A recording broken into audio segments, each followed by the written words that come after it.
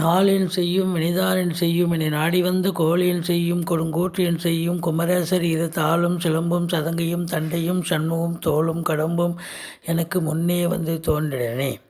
உலகமெங்கும் வாழ்ந்து கொண்டிருக்கும் ஸ்ரீ குபேரன் டிவி நேயர்களுக்கு சைதை ராஜாவின் அன்பான வணக்கங்கள். நாம் இப்பொழுது வார ராசி பலன்கள் ஜனவரி 23 முதல் 29 வரைக்கும் உள்ளடக்கிய நாட்களுக்கு வாக்கிய பஞ்சாங்க அடிப்படையில் கிரகங்கள் 12 ராசிகளுக்கும் எப்பேற்பட்ட பலனை வழங்கப் போகிறது என்பதை ஒவ்வொரு ராசியாக பார்க்கலாம் வாங்க. மீன ராசி காலபூஷனுக்கு 12வது ராசி. குரு பகவான் ஆட்சி பெறும் வீடு. இப்பொழுது குரு பகவான் ஆட்சி பீடத்தில் இருக்கிறார். மீன ராசிக்கு இந்த குரு இந்த ராசியில் இருக்கிற வரைக்கும் இந்த மீன ராசிக்கு ஒரு பொற்காலம் அப்படின்னு சொல்லலாம். நினச்சது சாதிக்க முடியும். பிள்ளைகளுக்கும் சரி, நல்ல யோக பாக்கியங்கள் கிடைக்கக்கூடிய ஒரு காலகட்டம். கணவன் மனைவி ஒற்றுமை, நண்பர்களுடைய ஒற்றுமை, நண்பர்களால் ஆதரவு, இப்படி பலதரப்பட்ட விஷயங்கள் குரு பார்வையால் நன்மை நடக்கக்கூடிய ஒரு அமைப்பு இருக்குங்க. குரு பார்வை கோடி நன்மை. அதாவது சமூகத்தில் பேரு புகழ் அந்தஸ்து உயரக்கூடிய ஒரு காலகட்டம். 2ஆம் இடத்தில் ராகு இருக்கிறார். அப்போது நல்ல பணவரவு பொருள் வரவு இருக்கும். ஆனால் குடும்பத்தில் கொஞ்சம் குழப்பம் இருக்கும், சண்டை சச்சரவு வரும். விட்டு கொடுத்து போங்க, அரவணைச்சு போங்க. மற்றபடி முயற்சி ஸ்தானத்தில் போய் செவ்வாய் அமர்ந்திருக்கிறார். அப்போ நீங்கள் எடுக்கின்ற முயற்சிகள் சக்ஸஸ் ஆகும். 4ஆம் இடத்து அதிபதி புதன் பார்க்கிறார். கல்வி பயிலும் மாணவ செல்வங்கள் ரொம்ப பிரமாதமாக படிப்பாங்க. அதுலேயும் உயர்கல்வி படிக்கக்கூடிய பிள்ளைகள் அவங்களும் நல்லா படிப்பாங்க. குலதெய்வத்துடைய அனுகிரகம் கிடைக்கக்கூடிய ஒரு காலகட்டம். ரிஷிகள் முனிகள் குருமானுடைய ஆசீர்வாதமும் கிடைக்கும். சந்தோஷமாக இருப்பீங்க. 5ஆம் இடத்தை குரு பார்ப்பதால் பூர்வீகத்தில் உங்களுக்கு நல்ல தகவல் வர இருக்கிறது. அதே நேரத்தில் நீண்ட நாளாக குழந்தை பாக்கியம் இல்லாதவர்களுக்கு குழந்தை பேரு கிடைக்கும். சொத்து பத்துக்கள் இன்னும் பூர்வீக சொத்து பிரிக்கலைன்னா இந்த காலகட்டத்தை பயன்படுத்திக்கிங்க ரொம்ப. ஏன்னா 5ஆம் இடத்தையும் குரு பார்க்குறார், 9ஆம் இடத்தையும் குரு பார்க்குறதால யோக பாக்கியங்கள் நிறைந்த ஒரு காலகட்டம். அதே நேரத்தில் 7ஆம் இடத்தை குரு பார்ப்பது திருமண வயதில் இருக்கும் அன்பர்களுக்கு அதற்கான பேச்சுவார்த்தை நடத்தி திருமணத்திற்கான ஒரு சுப நிகழ்ச்சிகள் நடத்துவார்கள். அதே நேரத்தில் பார்த்திங்கன்னா கணவன் மனைவி ஒற்றுமை அதிகரிக்கும். சொந்த தொழில் செய்யக்கூடிய அன்பர்களுக்கு பார்ட்னர்ஷிப் என்று சொல்லக்கூடிய கூட்டாளிகள் இப்பொழுது ஆதரவாக செயல்படுவார்கள். கூட்டு தொழில் செய்பவர்களுக்கு பிரமாதமாக ஃப்ளரிஷ் ஆகக்கூடிய ஒரு நிலை.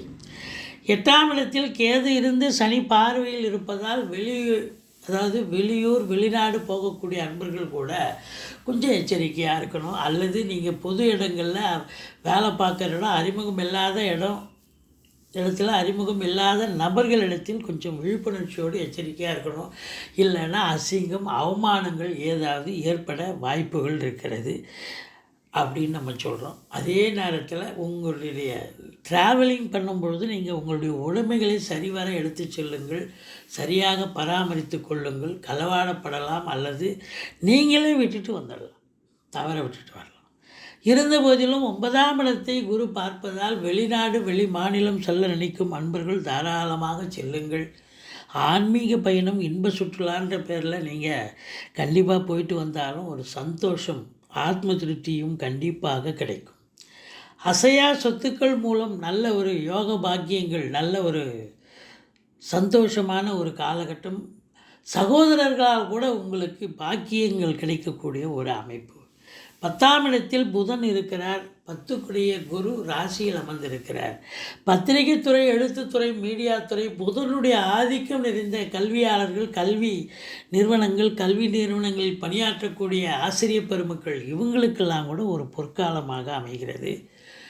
பத்திரிகை துறை, மீடியா துறையில் பணியாற்றுபவர்களும் சிறப்பாக பணிபுரிவார்கள். அதில் புதுசாக வேலைக்காக முயற்சி பண்ணுறவங்களுக்கு கூட ஃப்ரெஷ்ஷாக அது பத்திரிகை துறை, மீடியா துறையில் முயற்சி பண்ணாலும் நல்ல உங்களுக்கு எந்த பிரிவில் நீங்கள் வேலை பார்க்கணுன்னு நினைக்கிறீங்களோ அந்த பிரிவே உங்களுக்கு கண்டிப்பாக கிடைக்கும்.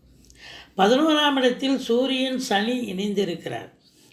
அதனால் 11 கூடயும் நீ 11ல் இருக்கிறது சிறப்பு. ஆனால் ஆறுக்குடையவன் சூரியன் இணைவதால், அதாவது சொந்த தொழில் பண்ணுறவங்களுக்கு தொழில் நல்லா ஃப்ளரிஷ் ஆகும்.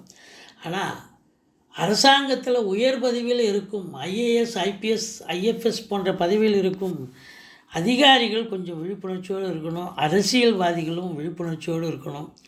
மற்றபடி உங்களுக்கு சுக்கிரன் 12இல் இருப்பதால் செலவினங்கள் ஏற்படக்கூடிய ஒரு அமைப்பு, சுப செலவுகள் தான் ஏற்படும்.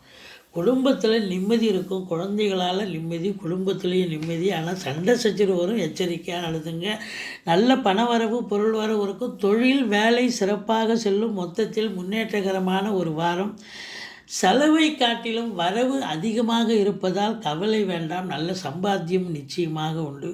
நீங்கள் வணங்க வேண்டிய தெய்வம் பெருமாளை வழிபாடு செய்யுங்கள், ஈஸ்வரனை போற்றுங்கள்.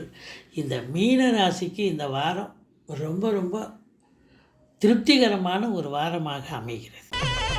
ஸ்ரீ குபேரன் டிவியை பார்த்தமைக்கு நன்றிகள். மேலும் இது போன்ற தகவல்களை தெரிந்து கொள்ள ஸ்ரீ குபேரன் டிவியை சப்ஸ்கிரைப் செய்யுங்கள். மறக்காமல் பெல் ஐக்கானை கிளிக் செய்யுங்கள்.